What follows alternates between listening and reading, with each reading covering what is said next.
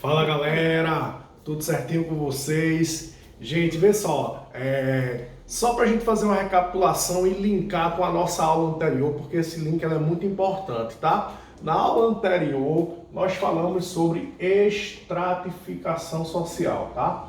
Tio Marquinho, o que danado é estratificação social? Se eu pegar no sentido pleno da palavra, estrato quer dizer camada, né? Então, a estratificação social, no contexto de sociologia, é a área da sociologia que estuda os modelos e a divisão da sociedade, tá certo? Então, a estratificação é um ramo, é uma área da sociologia que estuda as camadas da sociedade, ou seja, como ocorre a divisão da sociedade. E sabemos que essa divisão ela é diferente em relação ao conceito de cultura, de economia, de valores políticos, sociais, enfim. São vários critérios que definem o conceito de estratificação, ou seja, o conceito de posicionamento social mesmo, tá? No caso do Brasil, que é o país que nós vivemos nele, de fato, né? O nosso critério de estratificação social é a renda, tá? Então, o critério mais significativo no Brasil é a renda. Existem outros critérios, mas o principal, aquele viés que nos define, o que define a nossa classe social dentro da atualidade é a renda. Quando a gente fala sobre estratificação social e fala do Brasil, a gente encontra um problema dentro dessa divisão de renda, que é o seguinte: é a desigualdade social, tá? Então, quando a gente analisa a sociedade brasileira, a gente analisa que no Brasil existe um grave problema chamado de desigualdade social. Eu gosto de entender ou tentar entender o significado da frase. Uma coisa desigual é uma coisa que não é igual. Então, uma coisa desigual é uma coisa que não é igual. Então, existem diferentes parâmetros em relação a essa desigualdade. No caso do Brasil, essa desigualdade ela é agravada por alguns fenômenos sociais. Um desses fenômenos chama-se concentração de renda. Tio Marquinho, o que é isso? A maioria do capital, a maioria do dinheiro que circula no nosso país, ele se concentra nas mãos de poucas pessoas, fazendo com que uma fração significativa da nossa sociedade tenha um quantitativo baixo de renda. Então, quando a gente fala de desigualdade social no Brasil, a gente tem um problema chamado concentração de renda. Professor, quais são os meios utilizados pelo Brasil para a gente notar que existe uma concentração de renda? Olha, os países eles utilizam alguns meios, como a renda per capita, a divisão do IDH, ou seja, a renda per capita é a divisão de dinheiro, de bem. Pega o PIB e divide pelo quantitativo de pessoas. E o IDH é o nível que a gente chama de Índice de Desenvolvimento Humano, que é um meio utilizado para entender o quantitativo da qualidade de vida da população.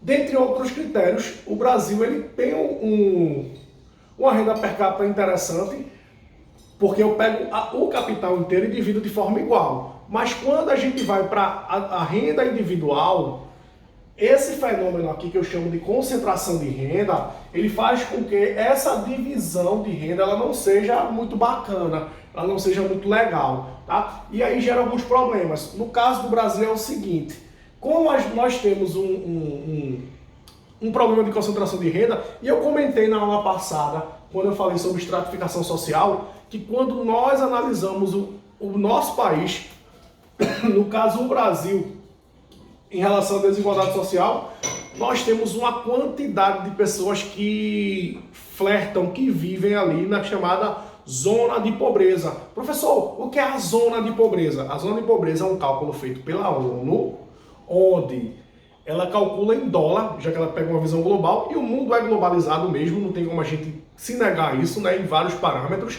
Então, a ONU ela faz um cálculo que a família que não tem por dia $1, essa família, dentro desse conceito da ONU, ela está na chamada zona de pobreza extrema. E aquela família que tem entre $1 e $2 está na chamada pobreza moderada. Segundo a ONU, quem cabe nessa renda não garante o mínimo necessário para que as pessoas consigam viver com dignidade, e que o mínimo da dignidade é que as pessoas tenham direito a 3 refeições diárias, tá?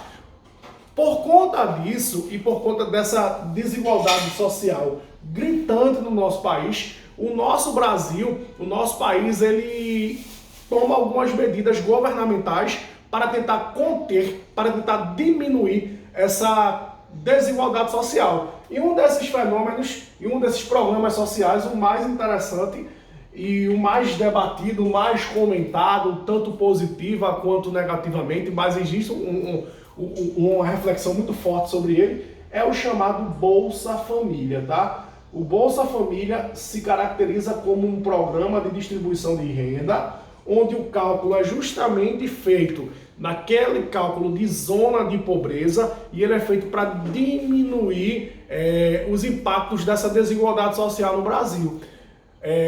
Hoje, fazendo um cálculo de 2019, não entrando em 2020, porque o contexto social de 2020 ele ainda é de incertezas, o Bolsa Família ele é necessário pela renda de mais de 60 milhões de brasileiros. Então, haja vista que a população brasileira atual ela gira em torno de 210 milhões de habitantes, eu estou falando que 60 milhões ele necessita da renda do Bolsa Família para conseguir ter acesso a algum tipo de alimentação e garantir aquele mínimo máximo necessário, que é o mínimozinho da chamada zona de pobreza, calculada pela ONU mesmo, em relação a esse acesso ao consumo, tá? Ao consumo de alimentos, não é o consumismo capitalista gritante que a gente está refletindo não, tá? Então, esse é um problema bastante significativo do Brasil, e quando a gente fala em esfera global, isso não é a nível só de Brasil. Vários países africanos, países latino-americanos, eles apresentam também essa problemática latente da desigualdade social, ok? Quando nós falamos de desigualdade social, existe um sociólogo que criou uma teoria que cabe a reflexão para a aula, que é o nosso Karl Marx, tá? Professor, por que Karl Marx é importante? Vê só, Karl Marx ele é um daqueles sociólogos clássicos, né? A sociologia, quando ela surge lá no século XIX, ela tem 3 grandes sociólogos clássicos, que é Emile Durkheim, Max Weber e Karl Marx. O foco de Karl Marx foi justamente nessa análise de sociedade. E quando a gente fala de desigualdade social, Karl Marx ele criou uma teoria que nós vamos chamar de materialismo histórico. Professor, como funciona o materialismo histórico? Karl Marx ele definiu uma teoria que é o seguinte: para Karl Marx, o que define o posicionamento do homem na sociedade é a sua relação do homem com o meio de produção. Então, independente do modelo de sociedade no qual eu esteja inserido, a minha relação com o meio de produção vai definir o meu posicionamento dentro da sociedade.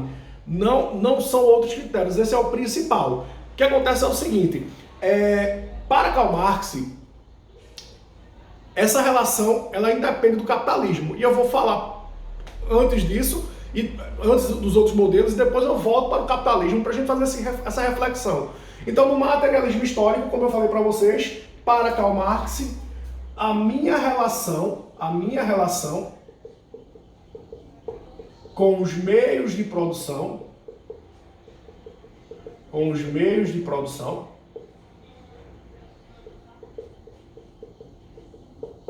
definem o meu posicionamento social. Ou seja, o que vai me definir na sociedade é a minha relação com os meios de produção. E aí Marx, quando ele divide a história, é bem interessante eu fazer essa reflexão disso aqui, ele divide a história justamente como os tipos de produção ao longo da história. Então, para Karl Marx, eu não divido a história naquela visão tradicional que nós temos de história antiga, história moderna, não. Karl Marx divide a história assim: comunal, asiática, modo de produção comunal, é pelo modo de produção mesmo, modo de produção asiática, modo de produção escravista, modo de produção feudal e modo de produção capitalista. A reflexão é o seguinte: eu tiro o modo de produção comunal, que seria numa visão histórica ali, aquele período do Paleolítico, onde eu não tenho uma divisão de sociedade e ninguém domina os meios de produção. Mas a partir do modo de produção asiático, que é aquele modelo que eu tenho o apogeu de Egito e Mesopotâmia, com a questão da agricultura, quem vive bem na sociedade, dentro de uma visão marxista, é justamente quem domina os meios de produção. No modo de produção asiático é o agrícola. Eu tenho, vamos pegar o Egito como referência, eu tenho o faraó e eu tenho os escravos ou os camponeses. Quem vive bem é o faraó. Por quê? Porque ele domina os meios de produção. Se eu passo, por exemplo, para o chamado modo de produção escravista, eu tenho um apogeu ali no período greco-romano. Mas vamos pegar Roma, que é um grande império. Então, durante o apogeu romano, os romanos dominavam outras civilizações e escravizavam uma fatia significativa dessa população dominada. A população dominada são os escravos. O cidadão romano detém os escravos. Nessa balança, quem vive bem na visão marxista é quem detém os meios de produção, que naquele período ali de Roma eram os escravos. Idade Média. Ora, quando a gente fala de Idade Média, a gente reflete em relação ao chamado modo de produção feudal. Feudo é terra. Eu tenho uma relação ali que eu chamo de relação de suzerania e vassalagem. Eu tenho o senhor feudal, que é o dono das terras, ele detém as terras, e tem os servos, os camponeses, que usam a terra para desenvolver a agricultura dentro de uma relação que nós vamos denominar de relação de servidão. Em uma visão marxista, quem vive bem naquele modelo é justamente o senhor feudal. Por quê? Porque ele detém os meios de produção. Então, dentro de uma visão marxista, quem domina os meios de produção vai ter um posicionamento positivo. Quem não tem é negativo. Bom, pega essa frase e bota no Brasil.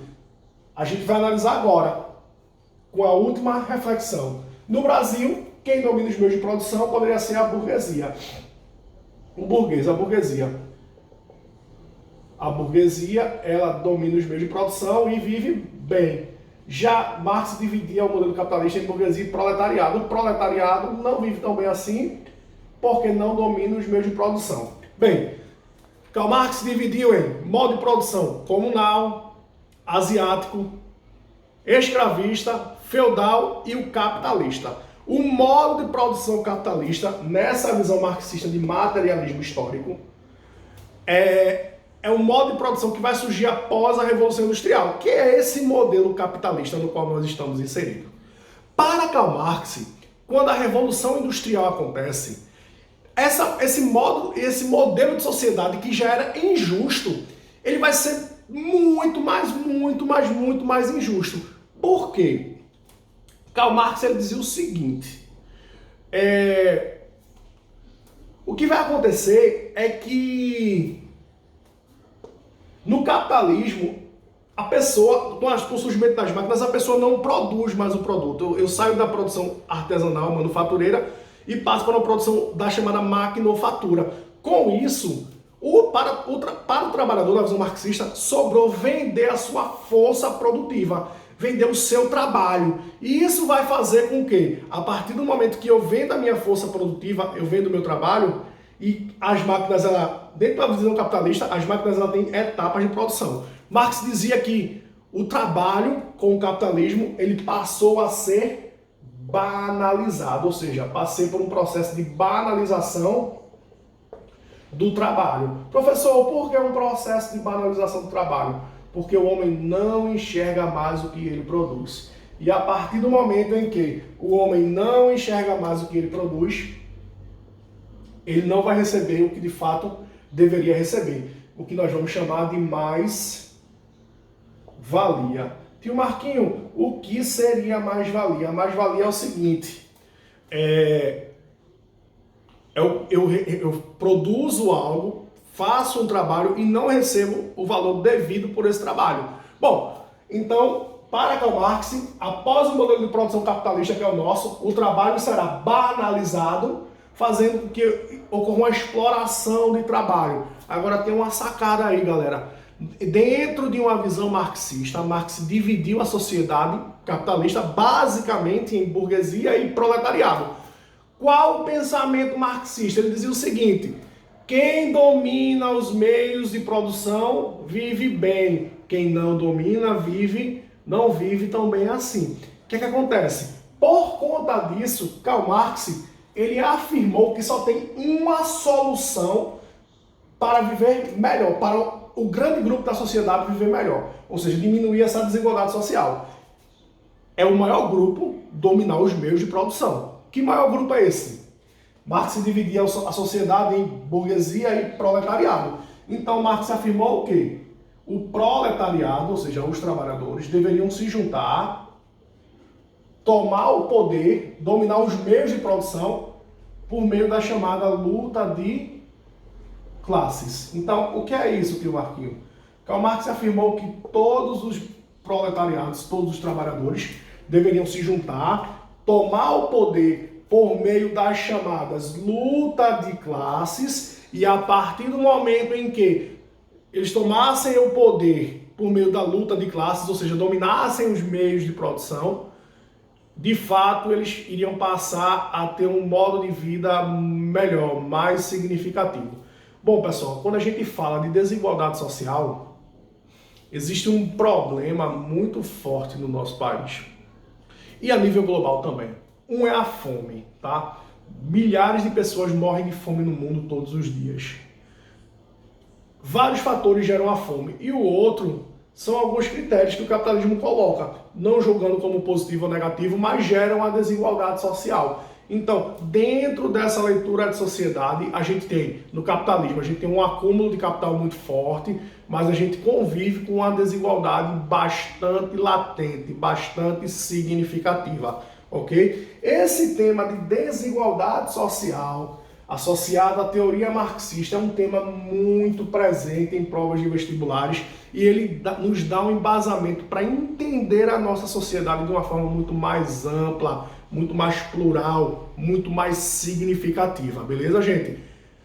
Deixo um abraço para vocês, fiquem na paz, qualquer dúvida é só me procurar por aí, tá bom? Valeu, galera, tchau, tchau!